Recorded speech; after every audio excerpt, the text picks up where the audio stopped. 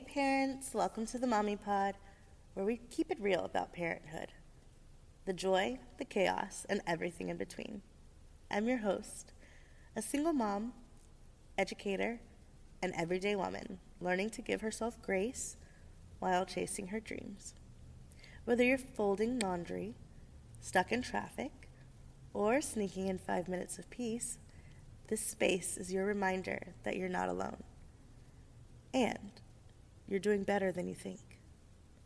So, grab a coffee, grab a tea, grab a drink, take a deep breath, and let's get into today's episode.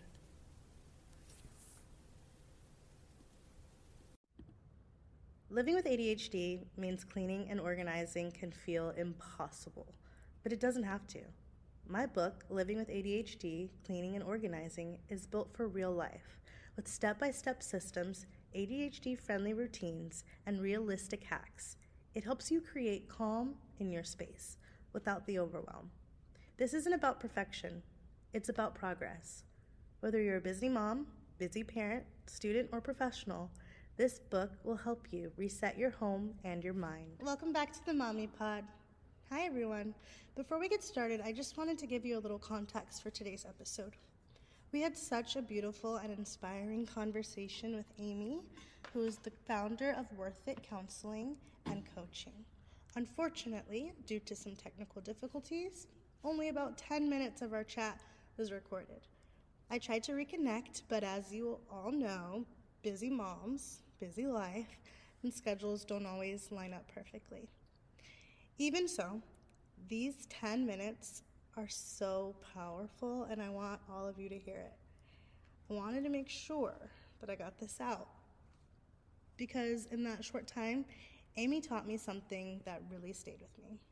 She shared a story about her and her daughter, and how her daughter and her son were staying with their dad, who had a new girlfriend, who could cook and clean and did hair beautifully. Well, Aimee goes to pick up her daughter one day, and she has braids in her hair, and they are perfectly done. And Aimee kind of has a little breakdown and feels like she's not enough, and she feels like she should just let the kids stay with their dad and have like that family unit there. But then in that moment, her kids came outside and like hugged her and gave her so much love and told her how much they love her and want to be with her. And it's just so beautiful to know that just because they have this new mother figure in their life, it does not take away from their actual mother, and they love their mom so much. Nothing can mess up that bond. So I think that is so special and so important. And I was crying, and it was just so lovely, because that is where I'm at right now. I'm having to deal with my kids having a bonus mom. I would prefer her to be called a stepmom, and they want to call her a bonus mom because she's so nice, and they say stepmom is mean. So I just have to go with it, and I have to know that she's not going to take my place. They love me just as much as they ever have, if not more, and they can still love her too. Aimee also said something that I'll never forget. When you find yourself on the bathroom floor, the best way to get up is to reach out to your community. So she didn't really say that. You're not going to hear it in the podcast, but we're going to end with her telling us how she was on the bathroom floor of her kid's school having a breakdown because she had nothing, no money, and she had just gotten into a divorce, and her business needed this, I forget what it's called, maybe a license. The business needed a license, and she just could not afford to renew it. And she, had hit rock bottom, which a lot of us hit constantly or feel like we hit constantly. So I asked her, like, how did you get up? How did you get out? And her answer was that she reached out to her community. So please don't be afraid to reach out to those around you. Surround yourself with good people. Find that network if you need to, and don't be afraid to ask for help. If you can, please look up Aimee's practice, Worth It Counseling and Coaching in Utah. and consider booking a session. Her work, her wisdom, and her heart for healing are truly worth your time. So, even though this conversation is shorter than usual, I promise it's just as impactful just hearing her story. Here's my chat with Aimee. Welcome to the Mommy Pod, where we share honest stories about motherhood, resilience, and the messy, beautiful process of growth. Today, I'm joined by Aimee. She is a certified clinical mental health counselor and founder of Worth It Counseling and Coaching in Utah. She holds multiple advanced degrees in psychology, counseling, and administration, and her practice covers everything from co-parenting and better breakups to brainspotting, neurofeedback, and crisis management. But beyond her credentials, Aimee is also a happily divorced mom of 2 who co-parents like a champion with her ex-husband. She's also shows us that divorce doesn't have to be the end of a story. It can actually be the beginning of a healthier and more balanced family. Aimee, welcome to the Mommy Pod. Thank you for having me. Can you please share a little bit about your journey, and both personally as a mom and professionally, and as the founder of Worth It Counseling and Coaching? Okay, let me think. So I have 2 kiddos. I have a daughter who's 14 and a half and a freshman in high school, and a son who's 12 and a half and a 7th grader. So they're in the same school. Hooray for one drop-off and one pickup. For 1 year, anyway. Let's see. I've been a therapist for, I guess, about 17 years now, and I just love it. I don't know that I always imagined I would be. When I was little, I didn't dream of being a mom. I dreamed about being like President of the United States of America. I dreamed of making big, massive changes and differences, and now I have no interest in that at all. But as a kid, that was my dream. And I also was a member of the Church of Jesus Christ of Latter-day Saints, or a Mormon.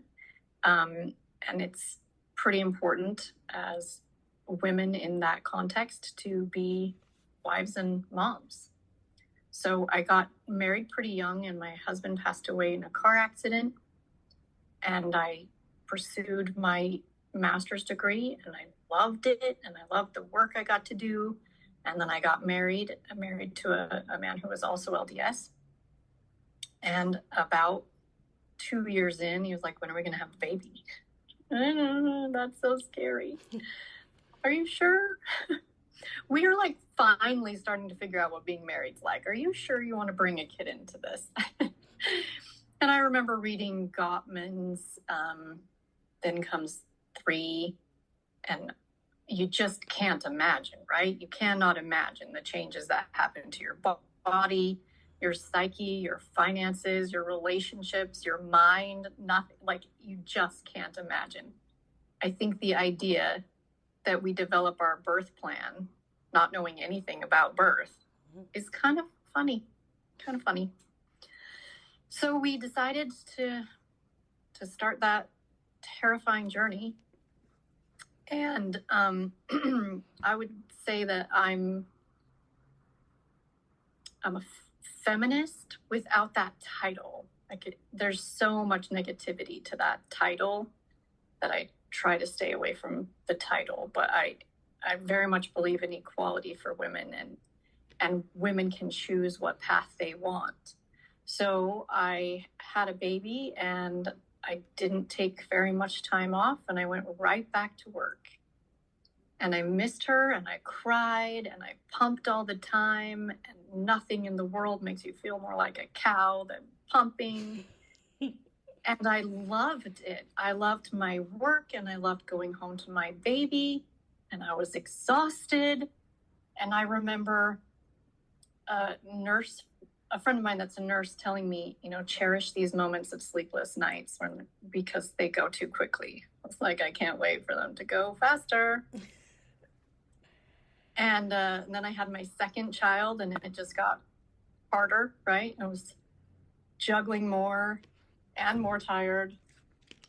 And And every night when that little boy would hold my finger, I would think of my friend saying, "This time is going to go fast, Aimee. Just cherish it." Little did I know she was right. Time flies. I now have a 12 and 14-year-old, and no one's holding my pinky in the middle of the night, you know? So I worked a little bit less with 2 kids because I had a calling in the church, so I was busy doing that. I was a wife and busy doing that. I was a mom of 2 cute little kids and taking them to dance and basketball and soccer and all the things. So I worked like 3 tens, I think. And that was incredibly fulfilling to me. I loved it. I felt very balanced. It worked. And then, about the time my son was 5 and my daughter was 7, I separated from their dad. And so it was about 1.5 years, maybe close to 2 years before our divorce was final. And I had moved out, so I didn't have any financial support whatsoever. And I was working part-time, and I was volunteering at the kids' schools and doing all these things that I love to do. But now I don't have any money. So it's time to step it up and figure it out. Mm-hmm. And so I went from having this private practice where it was just me, and it was actually called Life Solutions Counseling. And I developed my website, and I did it all, figured it all out. I didn't have capital. I didn't have anything. So I just figured it all out. And now I'm broke and single, and I need to stop volunteering in the classes, and I need to invest in my work and my clients. But it was really scary because even if I opened up 60 hours a week, and it would take me months to fill them. And then if I take insurance, which I do, or I did, it would take months to get payment. So if I've got FICA due tomorrow and my rent due tomorrow, and I have $1,000 to my name and $25,000 on a credit card, what do I do? It was the most terrifying moment of my life. I remember my accountant called me and said, "Your FICA is going to come out tomorrow." And I just broke down on the floor in a public elementary school bathroom. Gross. Just bawling. I didn't know what I was going to do. I don't have anything to sell. Mm-hmm. So I think there's a lot of things that keep women in unhappy, unhealthy relationships. And I consider myself incredibly lucky that I do have the education and ability to do what I've done. I know that it is not that simple for many others, and many others are in a lot worse situations, abusive homes and all kinds of things. So I'm incredibly grateful that I had a supportive partner, lover, I don't know what I want to call him. He's my person. Yeah. And he encouraged me to start a real business, with employees. And I was so excited, nervous-sided. I have a friend, and her little 4-year-old daughter came up with this word, nervous-sided. Nervous and excited squished together, and I love it. I love nervous-sided. So I was nervous-sided. And then it just got more and more complicated because I had a space in Orem that's about, it was about 30 miles from where I lived. And then a space in Murray, which is about 30 miles in the other direction. And I was paying rent for both of those places. And then I found a place that just felt right, so I could expand, right? I've got one office there and one office there, but that's just me. Well, now I found an office with 2 office spaces. I think I'm going to do it. So I paid a deposit, and I paid that month's rent. And because I needed to give notice to the other 2, I paid rent in both of those places. And that was March 2020. Wow.